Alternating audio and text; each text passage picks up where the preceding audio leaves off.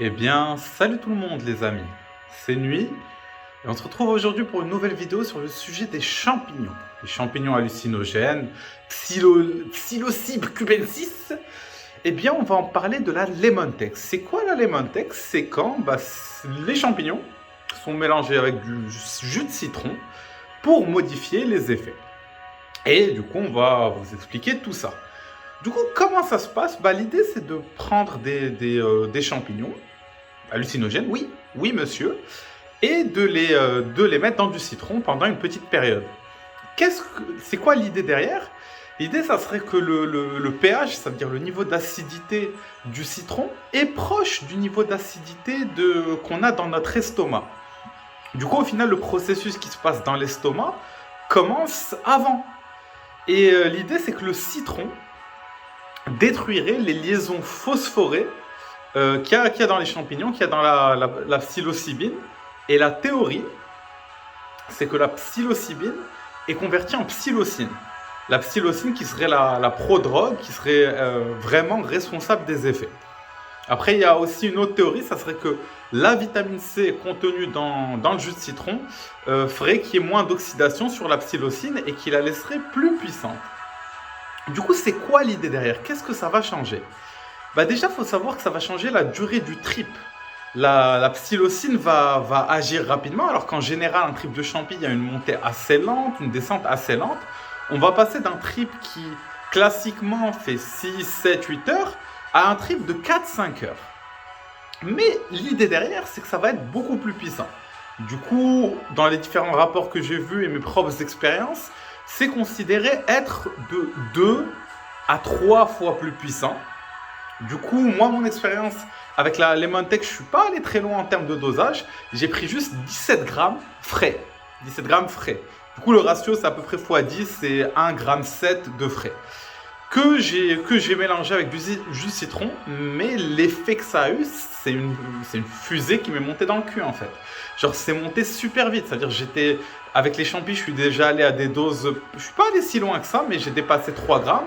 C'était plus puissant que mes tripes à 3 grammes, alors qu'on était à 1,7 g de sec en équivalence. Et le trip est monté très très vite, c'est-à-dire c'était pas facile à gérer. Je me rappelle, j'étais dans mon lit. J'aime bien triper dans le noir avec les champis. Moi, j'aime bien partir dans la peur, les démons, tout ça direct. Et je me rappelle, j'étais posé dans le noir et c'était vraiment intense. C'est-à-dire, je me tournais dans tous les sens et ça partait quand même assez loin en visuel et en déformation, etc. pour une dose qui est assez légère. C'est-à-dire, pour moi, 1,7 g tout seul comme ça, je resterai clairement dans ma zone de confort. Enfin, ma zone de confort, j'exagère un peu, on reste dans la dissolution de l'ego. Mais ce que je veux dire, c'est 1,7 g tout seul n'est pas difficile à gérer, alors que 1,7 g en Lemon Tex, c'est beaucoup plus hardcore. Du coup, c'est quoi les bénéfices et les risques de ça? Déjà, c'est pas un truc que je conseille aux débutants. Clairement, vous êtes débutant dans les champignons, je vous invite à les manger comme ça ou à en faire du thé, peut-être, pour que ce soit plus digeste. Mais c'est vraiment pas facile à gérer comme ça.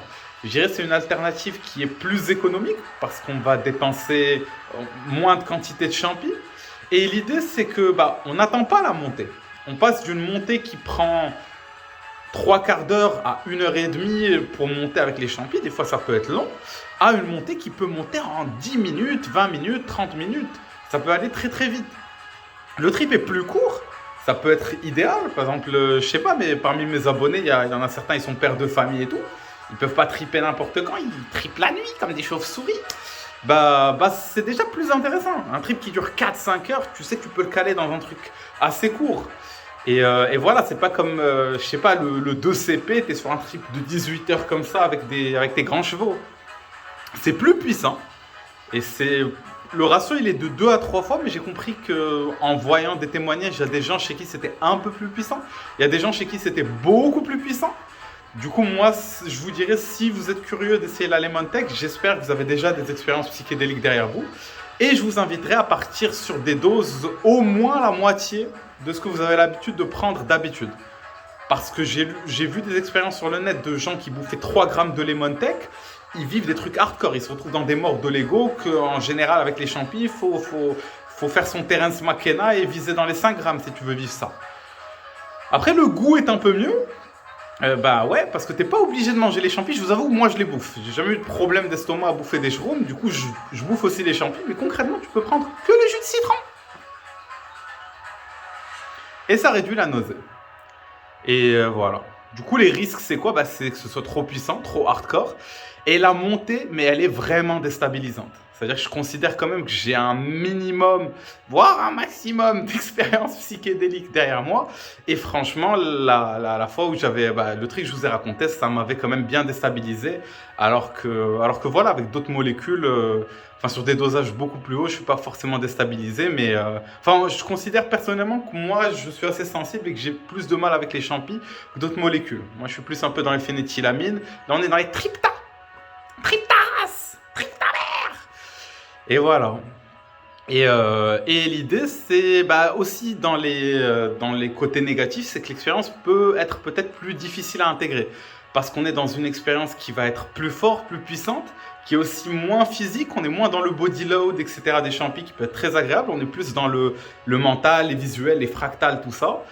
Et c'est pas forcément facile à intégrer une expérience très courte et très intense. Alors qu'avec une montée progressive qui te donne le temps de t'habituer et une descente aussi progressive, ça peut être plus simple à intégrer.